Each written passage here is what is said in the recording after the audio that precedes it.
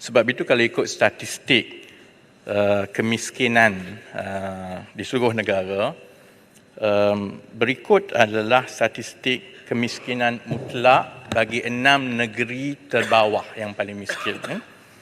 Yang paling miskin dengan kadar kemiskinan mutlak sebanyak 19.5% adalah Sabah. Ini diikuti oleh Kelantan dengan 12.4%,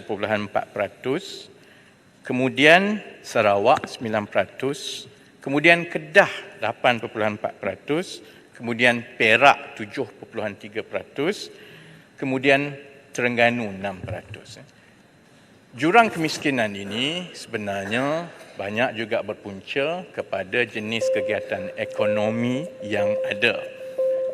Dan kalau diikut kepada punca masalah yang utama ialah kurangnya kegiatan ekonomi yang memberi peluang pekerjaan di negeri-negeri tersebut. Sudah tentu di Sabah ada cabaran dia, di Sarawak ada cabaran dia.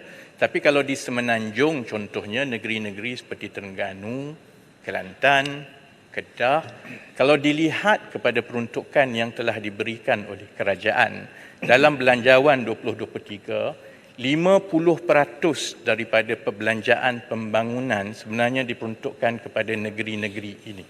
Kepada Sarawak, kepada Sabah, kepada Kelantan, kepada Terengganu, kepada Kedah. Jadi perkara ini tidak timbul seperti yang diwawakan oleh pematang pauh dan ahli-ahli daripada seberang sana di luar. Sebab itu saya sebut, sila baca dahulu seperti yang dibentangkan di dalam buku belanjawan. Kerana pada masa kita memperuntukkan sehingga 50% daripada perbelanjaan pembangunan asas kerajaan kepada negeri-negeri ini, yang sepatutnya saya harapkan daripada ahli-ahli parlimen, daripada Perikatan Nasional, terutamanya daripada negeri-negeri ini, ialah menyambut usaha kerajaan untuk membantu keluarga-keluarga yang miskin ini. Sebab itu contohnya, setelah dilancarkan seminggu, jumlah keluarga miskin daripada miskin tegar dan B40 yang memohon untuk menyertai IPR adalah sekitar 22,209 orang di seluruh Malaysia, dan jumlah yang paling rendah memohon adalah daripada Kelantan, Terengganu dan Kedah contohnya. Jadi sebab itu saya syorkan kepada pematang pauh adalah lebih baik bekerjasama menyambut usaha kerajaan persekutuan kerana peruntukan telah diberikan, program telah ada, jadi tiba masanya untuk pimpinan di peringkat kerajaan negeri yang dikawal oleh Perikatan Nasional di Kelantan, di Terengganu, di Kedah memastikan bahawa perancangan ekonomi di peringkat negeri itu juga sama baik dan bukan hanya memohon untuk mendapat peruntukan demi peruntukan, kerana peruntukan itu telah pun diberikan 50% kepada negeri-negeri yang paling ramai miskin tegar ini. Terima kasih. Julutong. Terima kasih. Terima kasih. Keningau. Pak Speaker. Saya teruja dengan jawapan yang diberikan oleh Yang Berhormat Menteri kerana begitu detail di mana butir-butir telah dinyatakan oleh Yang Berhormat Menteri. Sesungguhnya sebagai seorang backbencher, saya terpanggil untuk merakamkan penghargaan kepada Yang Berhormat Menteri dan yang amat berhormat Perdana Menteri kerana ingin menoktahkan miskin tegar di negara ini. Dan saya lihat bahawa soalan terus maju terus. Usaha yang dijalankan itu adalah sepanjang masa, bukan seperti pemberian sedekah semasa pilihan raya. Soalan saya, adakah apa-apa usaha yang akan dibuat untuk meningkatkan program-program payung rahmah di negeri-negeri yang dikawal oleh Perikatan Nasional, kerana kita mendapati bahawa kes-kes miskin tegar atau keluarga-keluarga yang memerlukan bantuan kewangan ramainya adalah di kawasan-kawasan seperti di negeri-negeri di Kedah, di Kelantan dan Terengganu berbanding dan Sarawak dan Sabah. Jadi adakah apa-apa usaha atau program terperinci yang akan dilipat gandakan oleh pihak kementerian di kawasan-kawasan di negeri-negeri tersebut? Kerana saya Baik, tanya terima kasih, kerana Jelutong. saya tanya kerana menteri, saya tidak mahu kejadian pemberian sedekah semasa pilihan raya berulang. Terima kasih. Soalan politik.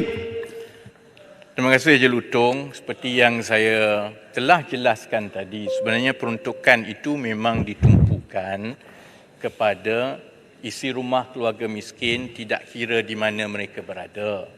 Dan sebahagian besar daripada isi rumah keluarga miskin dan kumpulan B40 ini sebenarnya berada di negeri-negeri yang dikawal oleh Perikatan Nasional seperti yang disebut oleh Jelutong, di Kelantan, di Terengganu, di Kedah dan ada yang di dalam kerajaan perpaduan seperti di Sabah dan Sarawak. Setakat ini yang kita lihat, walaupun program itu telah ada, walaupun peruntukan itu telah ada, tetapi sambutan daripada penerima-penerima ataupun mereka yang berpotensi mendapat manfaat daripada program-program ini di negeri-negeri yang dikawal oleh Perikatan Nasional ini masih lagi rendah, sangat rendah berbanding dengan negeri-negeri seperti Selangor, Perak, Johor, Negeri Sembilan dan lain-lain. Sebab itu, untuk menjawab Jelutong, saya telah meminta kementerian saya menganjurkan satu mesyuarat khusus dengan keseluruhan kepimpinan di peringkat daerah di 20 daerah termiskin di seluruh negara. Jadi saya harap Besut nanti datang. Adun daripada Besut datang. Kalau dijemput, insya-Allah hadir. Kalau tak ada, Surat telah keluar. Besut. Speaker kat sini Besut. Nampak tak? Minta speaker. Minta dekat speaker dulu lain kali Besut. Terima kasih. Duduk. Silakan Menteri. Mike. Menteri menteruk Mike. 20 daerah yang termiskin ini ada yang di Sabah, ada yang Sarawak, ada yang Kelantan, Terengganu dan Kedah akan dipanggil untuk duduk dengan saya berbincang supaya mereka membantu keluarga-keluarga ini untuk mengambil peluang peruntukan dan juga potensi yang telah disediakan oleh kerajaan supaya jangan hanya bising di TikTok tetapi usahakan untuk mengenal pasti bahawa mereka dan bekerjasama dengan kerajaan untuk kita sama-sama membasmi kemiskinan, insya-Allah. Baik, terima kasih. Sempurna, silakan. Soalan penting, soalan ekonomi rakyat, saya jemput Sempurna. Terima kasih Tan Sri Speaker dan terima kasih atas beberapa penjelasan daripada Yang Berhormat Menteri. Setelah mendengar bukan hanya apa yang telah diutarakan oleh Yang Berhormat Menteri, bahkan juga dalam ucapan belanjawan, Yang Amat Berhormat Menteri Keuangan telah menyatakan jaminan bahawa akan menoktakan kemiskinan. Ini satu perkara yang cukup penting dan berani saya katakan. Bukan mudah nak mengakis kemiskinan di mana-mana negara di dunia dalam jangka masa yang begitu pendek. Dalam data yang disebutkan itu memang penting. Tapi dalam pada itu saya melihat bukan hanya data yang dikumpul penting, tapi mengatasi masalah ini. Tadi ada disebut dah. Hand out, bantuan. But it's not sustainable. Dah banyak dah. Kita dengar bakul makanan, bakul itu, ini, rahmah itu, rahmah ini. Dan saya tahu, it is not sustainable. Dengan izin. Apa yang penting, saya nak bertanya kepada Yang Berhormat Menteri. Apakah langkah-langkah memastikan supaya program usaha yang dilakukan oleh pihak kerajaan menoktakan ini, menerusi agensi-agensi ini untuk memantau agar keberkesanan bab satu. Ya. Keduanya, inisiatif yang kita lakukan is sustainable. Ya, kita tak mau bagi makan, lepas itu makan, habis. Tak ada. Takkan kita nak bagi makan hari-hari. Baik. Apa yang penting, bagi kerja, is sustainable. Tingkatkan gaji, sustainable. Terima kasih Sempurna. Terima kasih. Sila Menteri. Terima kasih Sempurna. Sebab itu melalui inisiatif pendapatan rakyat, kita menambah baik pendekatan itu seperti yang diulang di luar bahawa lebih baik untuk kita memberi joran daripada kita memberi ikan. Perancangannya, oleh sebab itulah maka kita memasukkan penerima-penerima ini ke dalam aktiviti penjanaan pendapatan mengikut template. Pendekatan sebelum ini ialah ditanya penerima daripada kumpulan miskin tegar, apa yang nak dibuat, apa yang diperlukan, maka kerajaan kemudian membeli barang-barang, peralatan dan mereka ditinggalkan untuk pandai-pandai sendiri. Sebab itu ada yang kata nak berniaga, selepas 2-3 bulan perniagaan itu tak menjadi, maka dia hilang. Kita memahami bahawa cabaran untuk menjana pendapatan itu tidak boleh diserahkan 100% bulat-bulat kepada kumpulan dan keluarga begini. Sebab itu setiap template itu telah pun dimasukkan di dalam satu rantaian pendapatan yang melibatkan perancangan dari segi latihan dan juga pembeli.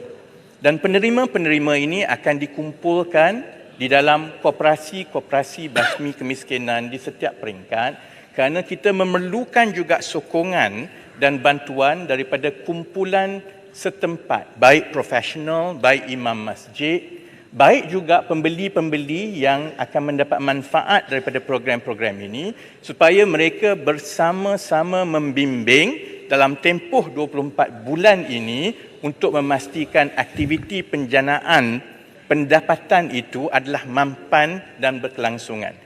Selain daripada itu juga ada contohnya template yang disebut sebagai ihsan, iaitu inisiatif perkhidmatan, operator khidmatan.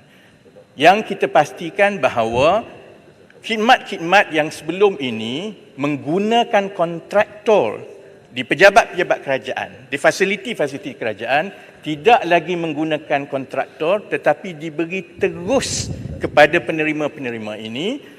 Pihak berkuasa tempatan yang tidak berkemampuan, mereka perlu membayar mengikut kemampuan mereka, dan kerajaan persekutuan melalui IPR akan menambah gaji itu supaya setiap bulan sekurang-kurangnya mereka dapat gaji tetap sebanyak RM2,000 sebulan. Jadi dengan template-template begini dan juga dengan ekosistem yang telah pun kita sediakan, kita berharap dalam tempoh 24 bulan itu ini akan membantu mengeluarkan mereka daripada kemiskinan, kerana mereka sudah ada gaji dan pendapatan yang tetap dan berterusan selama 24 bulan berturut-turut, dan di akhir itu mereka juga menjadi tuan punya dan juga anggota kepada koperasi yang akan mewarisi perniagaan dan aktiviti penjanaan pendapatan yang diwujudkan untuk mereka. Baik, terima Yang kasih. betul, yang betul. Saya jemput. Yang betul, maaf. minta izin. Ini betul-betul minta izin. No, no. Sedikit bukan Standing pertanyaan. order membenarkan saya 3 soalan. Tak, bukan pertanyaan, bukan Please, pertanyaan. please. Penjelasan. Tak ada penjelasan, tak ada. Just nak beritahu Q&A. kepada saya jemput nombor 7, Tuan Fong Kuelon, Bukit Bintang. Terima kasih Dato' Yang Ketua. Soalan saya